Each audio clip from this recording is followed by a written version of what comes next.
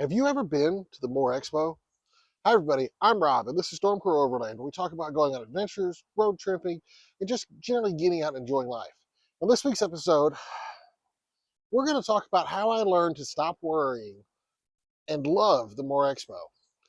About a week ago, I went out to the MOORE Expo. If you've never heard of the MOORE Expo, it's like a lot of the other expos, but it gets advertised and talked about as being an indoor expo, but really less than half of it's probably indoor, but it's a big overland outdoor adventure expo that takes place in Springfield, Missouri. And I had never been. And it sounded kind of weird. At first, I always heard about it as, oh, it's an indoor expo. I'm like, well, why would I want to go to an indoor overland expo? And I knew some people were going, and that I knew, and so I was like, okay, I'll look into it. And then I started looking. I'm like, well, if you want to camp, you're camping like almost in the parking lot of the expo center. It looks really crowded, and it's like right off the freeway. I'm like, this isn't overlanding. This is I don't get it, and I just wasn't sure. The turning point for me though was I taught some classes at Rendezvous in the Ozarks last year, and some buddies of mine were like, "Well, are you going to sign up to see if you can teach classes at MOORE?" And I was like, "Well, why not?" And I kind of at this point, I was not sold on the idea of MOORE Expo, but that has definitely changed. So make sure you stay to the end to find out what I think about it now. So I decided I would sign up or I would apply to teach classes at MOORE Expo, which does have some advantages. You get in free, you get a discount on your camping, stuff like that. There's some advantages to it. I'm like, well, if I get selected, if they pick me to teach classes and I can get in free and I can camp for half price, I'll go give it a shot. And if it is as odd and weird as I'm thinking it is, it's no harm, no foul. I lose a weekend, but I start to see some people and stuff. Oh, was I wrong? I had a blast, and I'm just going to kind of go through the things that I thought in my head, and then how they ended up really working out. First was the camping. Uh, Trying to remember, Cindy from Camp Northology runs the camping out there, and they did an amazing job of getting it organized, getting people checked in fast. They reached out and had a lot of sponsors. They had a great little gift bag for everybody that was staying in the Northology camp. Yes, it is basically the parking lot of an expo. There's grass and trees, and it's not ideal. It's hard to find a flat spot, but we've all got ways to level our rigs if we need to, or you can find kind of a good spot, or there's even rocks and trees and sticks and stuff if you want to get your tire up and try to get level. But it's not bad. It's not amazing, but it's actually pretty good. But man, was it crowded! You were like up against the people camping next to you. It's like boom, boom, boom, boom, boom. And at first, I was like, "This is weird. I don't know if I like this." But honestly, it had a weird advantage that I never thought of. Well, I guess two advantages really. First, there's lots of interesting rigs there. Yeah, obviously, Jeeps, Forerunners, Tacomas, Tundras, that kind of stuff. I felt like what I saw more of than anything, and I'm not a Jeep guy, and I don't have my little Jeep Dakota rings. If I screwed this up, I apologize ahead of time. I think they're the XJs, the older Cherokees. So many of those. The guy camping next to me was in one, and it was awesome. It was not anything super fancy, but I think he had 35s, he had a rooftop tent, had a fridge, but nothing flashy, no crazy stuff. But he takes it all over. And we were talking, and it turns out me and his son were friends on Instagram, and that led to I started talking to the guy next to me that was in a what was it? It's the Jeep, the 4xe electronic Jeep. He set up and he had a trailer, and he decided he was going to reposition. And I was sitting there setting up, and I realized the Jeep's not making any noise. And I started looking, I'm like, oh, it's one of the 4xe. Went and had a whole conversation with him about that and how much, and he loves his 4xe. Seems really neat. If I was looking into a Jeep, I might actually be looking at one. But so many interesting rigs, old rigs, new rigs, weird stuff. Will say, not a lot of fourth gen forerunners. I'm shocked. Lots of fifth gens, obviously. But so, other than just getting to see all these interesting rigs and everyone's different camp setups and different tents, and then at night, everyone's hanging out and cooking food and having some drinks and stuff. It's neat, and people are sharing food and having drinks with different people and just wandering around and visiting.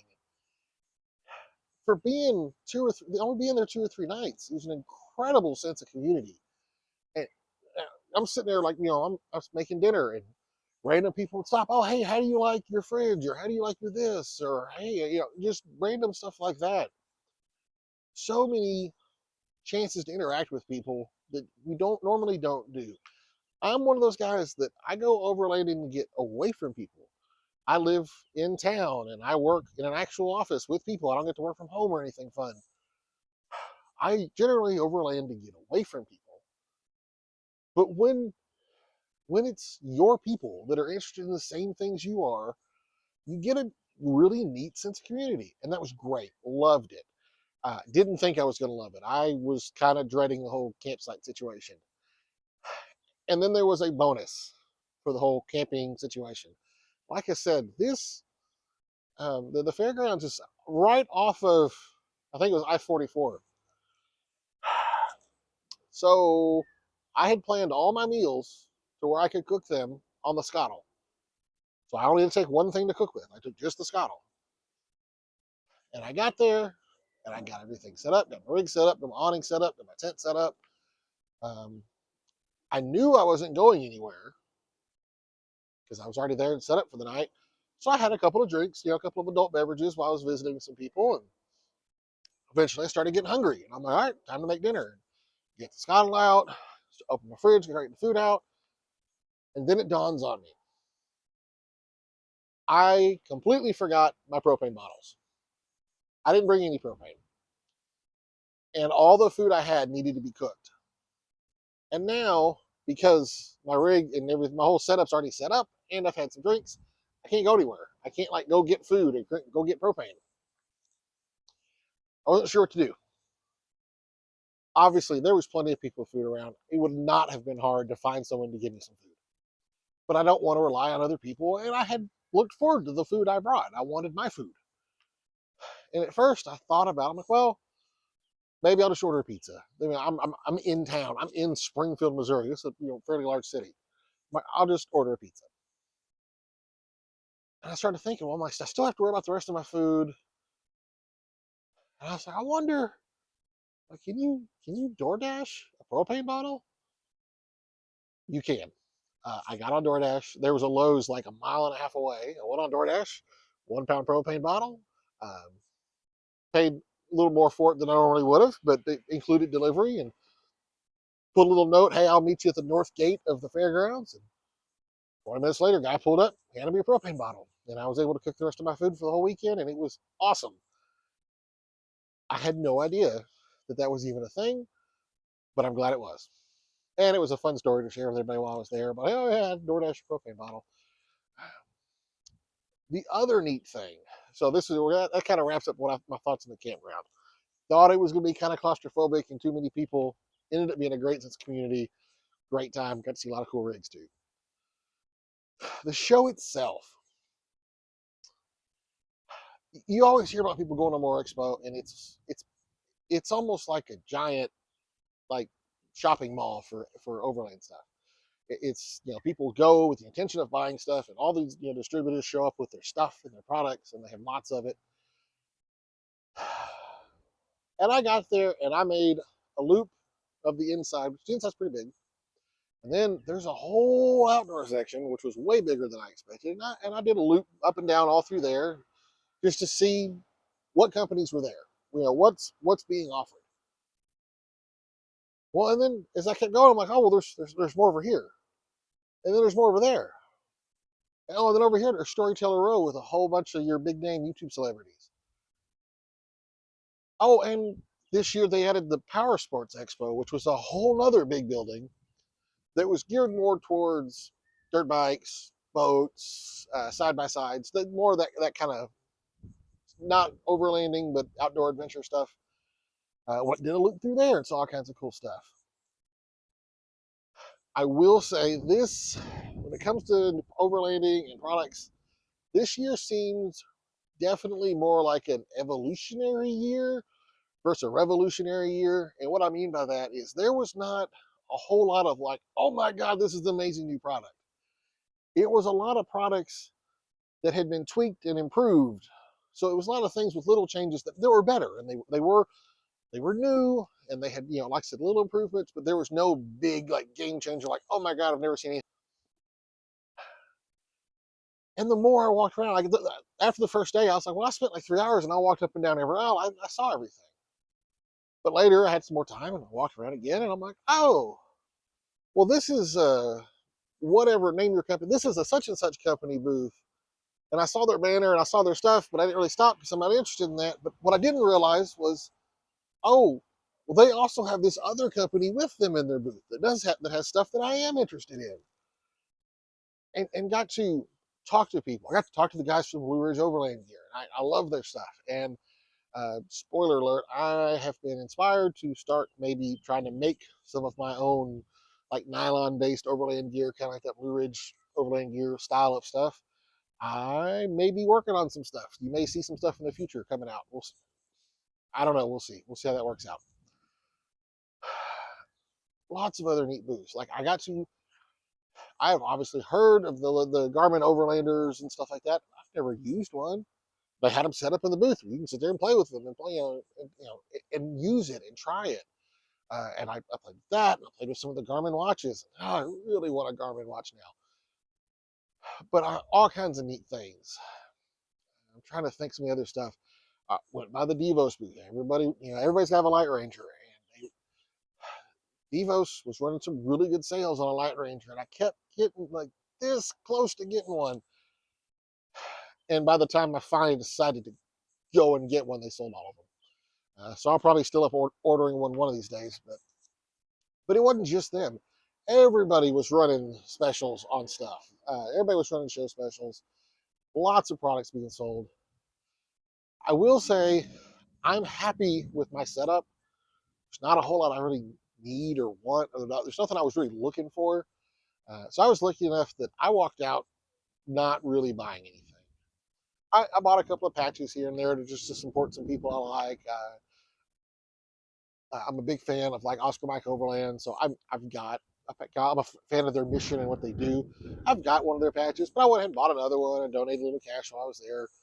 Stuff like that, just to help promote stuff that I feel like is a good thing. But yeah, I really didn't buy anything. I did get convinced to buy a $10 app, but that's going to be a whole nother video that we're going to talk about that. But just getting to visit with these different groups, I really like Sherpa, and I'm a big fan of Sherpa because they have a 4th-gen race truck. And I was so excited to see Sherpa there, and then I was kind of disappointed because the race truck wasn't there. But after I talked to him, I understand it wasn't there because it was racing. It's kind of hard to get upset at the race truck not being there because it was at a race. Hopefully, one of these days I'll get to see it. But it was really neat. Like I said, I kind of was thinking like, oh yeah, you get to there's just be a bunch of people selling stuff. It was more than that. It was getting to see the stuff in person that like we don't really have an overland shop here in Oklahoma City. And we got Okie Overland in Tulsa, but it's 2 hours away. I'm not driving up there just to look at a chair or a stove or whatever it is. So it's neat to just be able to see a lot of these products that I'd watched videos of or seen them, seen on Instagram, stuff like that. But to get to actually see it in person and touch it and feel it and play with it, it was really neat. And it did give me some ideas for things. Plus, there's some, I almost said wacky. They're not, wacky is not the right word. There are some unique ideas out there where people are trying to kind of think outside the box and find that next big thing. The one that really stuck out, and hopefully I took a picture or a video that I can include in here, was a guy with a Jeep that had a windmill on the back. It was a telescoping windmill that generated electricity. And when I first saw it, I laughed. I was like, oh, it's just goofy. The second time I walked by it, I was like, yeah, still pretty weird. But after every time I walked back to my rig for lunch or whatever I was walking for, and having to like scoot my solar panel around to make sure it was getting plenty of light, and then realizing how it wasn't like windy, but there was enough wind that it would be turning that windmill the whole time. The third time I walked by it, I was like, that might be a good idea. And I never found the time to go back and actually talk to him to find out like how much power does this actually put out and like how much does it weigh. And I wish I would have. I really, that's the one regret I have. I wish I would have went back and found out some more about that one particular product. And then just one of the other neat things that was going on that was also out there that I probably should have taken advantage of but didn't. Rivian had a small fleet of their trucks and SUVs, the R1T and R1S, I think, and letting people just do demo rides. I should have done that, and I didn't because I'm not in the market for a new vehicle. Uh, Rivians are not inexpensive, and I'm not an expensive vehicle guy. So I wasn't. That's why I didn't. But I kind of wish I would have just to try it out. I did look at them real hard, and they look neat. And I talked to them a little bit. There's some neat stuff with them. I mean, other than that, any big vendor you can think of was there. CB Adventure Supply, IceCo, Midland was there, and they had all kinds of crazy deals and stuff going on. Method Wheels, Devos, Blue Ridge, any big group you can think of, any big company, they were there with all their stuff out for everybody to see and play with. So if there is anything that you're ever considering, like, man, I want to buy this. Oh, not my jam. Overland trailers, though. Not my thing, but your thing, awesome. So many overland trailer companies with so many options, and they all had trailers out there set up where you can go and look at them and look at the different colors and the different options and how you can set them up. And they were all running really good show deals on these trailers. If I was in the market to spend 20, 30, $40,000 on a trailer, I would wait till something like MOORE Expo to go and try to get one of those show deals because they were significant deals. I said, not my thing, but if it's your thing, then go to MOORE Expo. Try to get one of those deals there. And finally, to kind of wrap this up, the classes, which is why I was there. I was there to teach some classes. I was teaching kind of a intro to wilderness first aid, intro to overland first aid, however you want to look at it. It's kind of a mix of like how to build a good first aid kit and some real basic level, like here's how to perform some first aid. If you happen to attend one of my classes, please leave a comment. I'd love to hear from you. But realize, and this is, we're talking 1 hour class, which is really a 50-minute class because the guy before you had to wait for the guy before you to finish, then you needed to finish in time for the guy after you to set up. So it's about 50 minutes. You can't teach a whole lot to a group of 30, 40 people in 50 minutes. Basic entry level kind of stuff. Go get more training. If you were any of those classes, please go get more training. Reach out to me if you need to. I will show you where to go. Um, so not only did I teach 2 classes, which was great, I had a great turnout in both classes. People paid a lot of attention, which is great because sometimes when I'm teaching classes for work, you got a mixed audience. Some people are there because they have to, some are there because they want to. All these people were there because they wanted to be. They had great questions, great time. I also, in addition to teaching 2 classes, I attended, I think, 6 or 7 classes. The classes are free. Most of the classes are free. A handful they had kind of roped off for what they called VIPs. When you registered for MOORE Expo, you could pay a little extra and be a VIP, which lets you get into the campground earlier. Um, there was kind of a VIP after party with some giveaways and things like that. And then there was some extra like hands-on outdoor training that was put on by Aaron Paris from Switchback Outdoor Safety. And Aaron is the guy that kind of sets up and runs all of the training. I'd never met Aaron before this. I emailed him once or twice before the expo, but Aaron was a consummate professional. Did a great job getting everything organized. Took great care of all the instructors. Made sure we had a spot to put our stuff. Made sure that we had somewhere we could go to kind of like decompress a little bit before we taught our class. Had like basically a little instructor lounge with some waters and stuff in it. Really well ran. But him and several other guys that were there, can't remember all their names. I think it's like Chris Cole and two other guys. Wish I could remember their names right now. We're all there, and all four of them were I4 WDTA certified off-road instructors. It's International Four-Wheel Drive Trainers Association. You've never heard of IW4DTA? They are the people that literally set the standard, like literally come up with the standard for off-road training. Last time I checked, there's about 90 instructors that are I4 WDTA certified in the world, and there's four of them at MOORE Expo teaching classes for VIPs. And also with these classes, like I said, they're all hands-on. And if you weren't a VIP, I think it was like $5 or $10 donation to one of the causes that the show is supporting, and they'd let you in anyway. So even if you're not a VIP, you can still attend these classes, and they would let instructors attend the classes too. So I went to many of them. Actually, I think 6 or 7. Um, I know, like this is just a quick example of something I learned. I know how to winch with a high lift, with the whole chain attachment and all that. I went to the high lift class. That they had a whole high lift hands-on class, and I went to it mainly because I didn't have anything better to do. I'm like, well, I'll go and maybe they'll pick up something. They taught an entirely different way of using a high lift to winch vehicles that didn't involve the heavy ass chain kit you need. The high lift chain kit. It was using all synthetic ropes and climbing carabiners of all things, which I have climbing carabiners because I used to be a high ropes instructor, like high ropes courses and stuff. And it blew my mind. I never thought about the fact, well, these steel carabiners I have, they're rated. They have a rating right there stamped into them.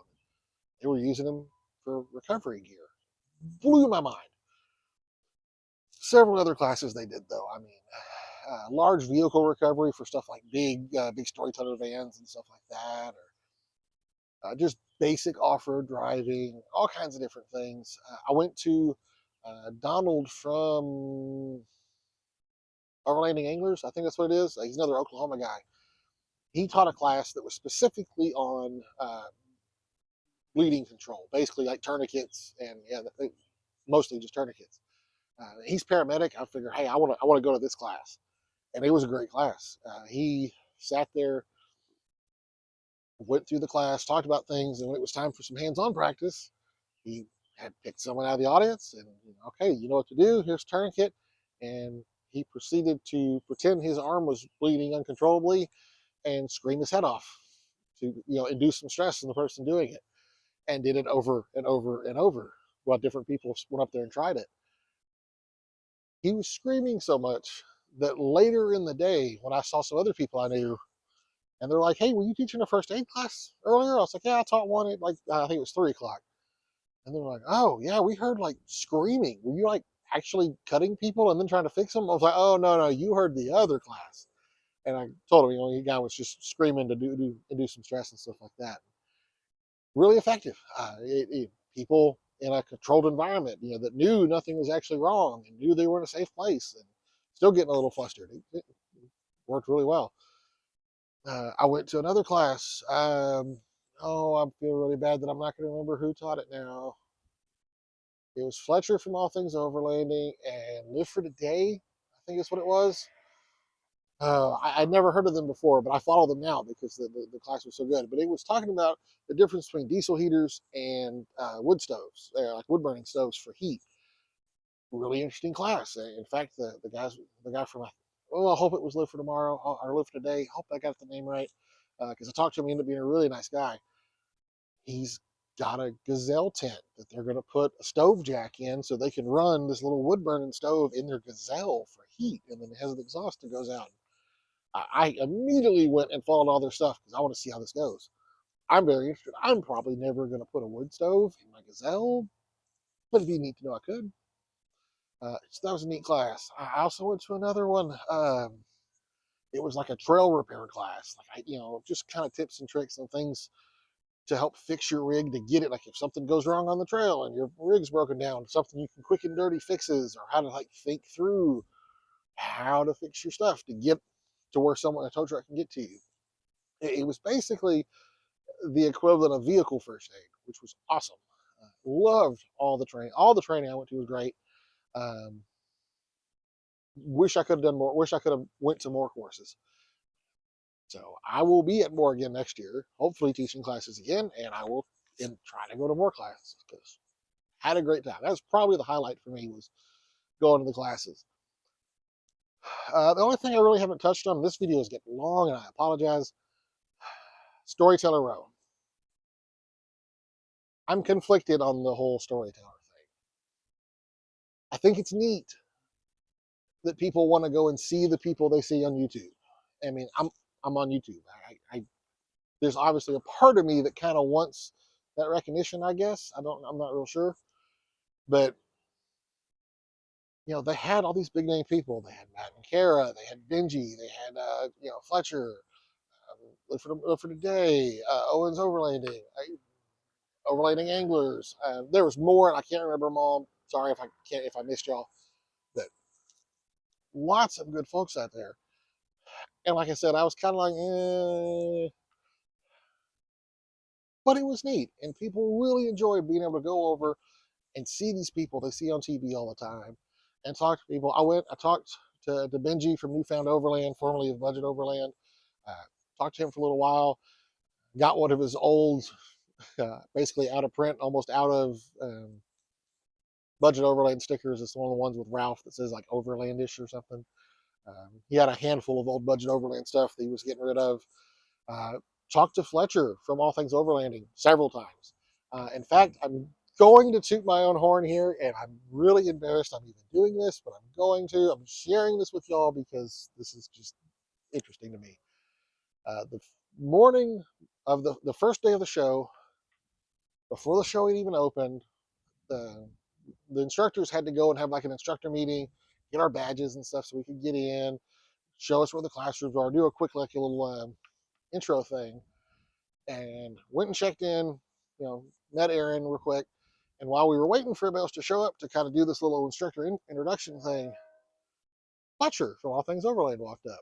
And he walked up and said, "Hey, Rod, nice to, I like your content," blah, blah, blah, and started talking to me.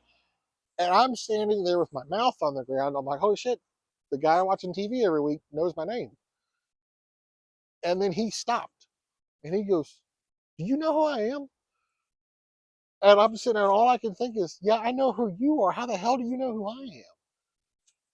Blew my mind. It's silly. It shouldn't have. These are just regular people too. But it was neat. It made my day. Um, so yeah, if Fletcher, if you happen to see this, just realize you made my day.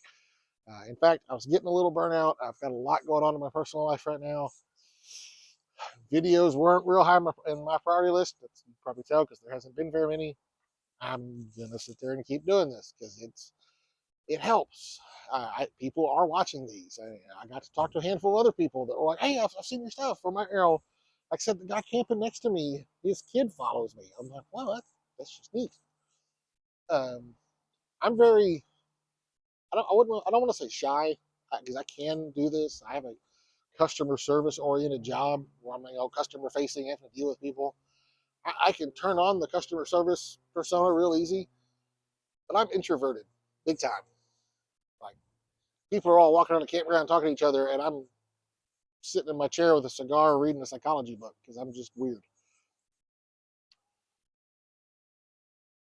But doing this, and if you're like me, if you're watching this and you're one of those introverted people, find something like this to do. It doesn't need to be a YouTube thing, like Facebook, Instagram, whatever. Do something to force yourself out of your comfort zone because then people will walk up to you, and all of a sudden, whether you're comfortable in the moment or not, you have to talk to them because you realize, oh God, they spend their free time to watch the stuff I do for fun. I need to talk to these people, and they want to talk to me. Okay, well, I want to talk to them too. Where I'm not gonna walk up to most people and just start randomly talking to them. Really cool. Made me really appreciate the whole storyteller thing a lot more than I thought it would. So yeah, that's kind of, like I said, how I learned to stop worrying and love the MOORE Expo. It was a really good time. I'm planning on going next year. Um, I'm sure none of them will ever see this, but thanks to Cindy for running Camp Northology in the campground. Thanks to Aaron for running all the training. Thanks to all the storytellers that showed up. Thanks to all the vendors that showed up and sat there and talked to everybody and gave away free stickers and dealt with people that were talking their ear off over nothing. Like I wanted to spend 30 seconds just to tell the Blue Ridge Overland guys that I appreciate their podcast, don't like their products. That's it. And I had to go by their booth like 8 times because people would sit there and just talk to them for hours. It seemed like, and it's good. People are getting to visit with people and stuff. It's great. Woo!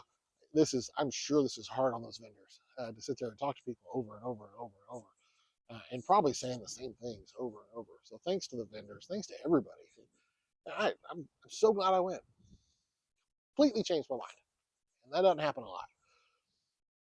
So yeah, um, yeah, had a great time.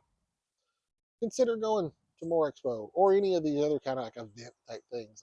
I did not think I was an event person, but I had a blast at Rendezvous, and I'm planning on going again. I had a blast at MOORE Expo, and I'm planning on going again. And I'm possibly even going to go to the Overland America thing up in around Tulsa this fall. I think I'm going to try to go to that too, just because I'm having such a good time hanging out with people. Not what I expected. Um, Hopefully I remember how to wrap all this up. I hadn't done a video in like a month or two. It seems like. If you're watching this and you have made it to the 30 something minute mark, I apologize for rambling so much, but I just had a lot of thoughts I needed to get out, and I hadn't done this in a while. But hey, if you're watching this, give me a like, comment, follow, subscribe, any of that kind of stuff. You can find me, if you're watching this on YouTube, realize I release the audio as a podcast. You can find it wherever good podcasts are found. Just search Stormcrow Overland. If you happen to be listening to this as a podcast, because almost nobody does, if you're listening to this as a podcast, realize there's a video that goes with it too, and you can find it on YouTube. Just search Stormcrow Overland. Finally, you can find me on Instagram at, you guessed it, Stormcrow Overland. And finally, if for some reason you want to email me, it's real easy, stormcrowoverland@gmail.com. You can find me at any of those. I would love to hear from anyone. Do you have, comments, criticism, questions, anything? Are you going to be at, Rendezvous coming up? Were you at MOORE? What do you think? Um, Finally, if you're ever at any of these events and you happen to, if you're not one of my buddies that I hang out with in Oklahoma City all the time, if we've never met and you see me, walk up, say hi, ask for a sticker. I've probably got stickers in my pocket.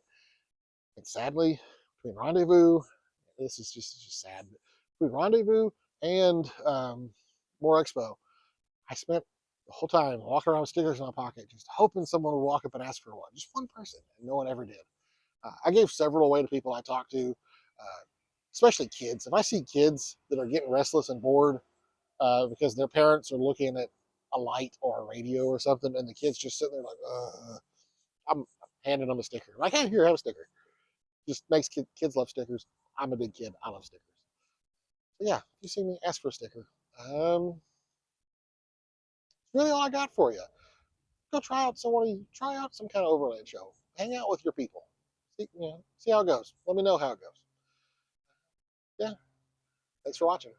Oh wait, I can't. Told you it's been a while. I forgot how to end this thing. Oh, how do I end it? I have a thing I say. Remember, sometimes you have to go out and get lost, and maybe talk to a bunch of people camping in a parking lot before you can find yourself. Thanks for watching.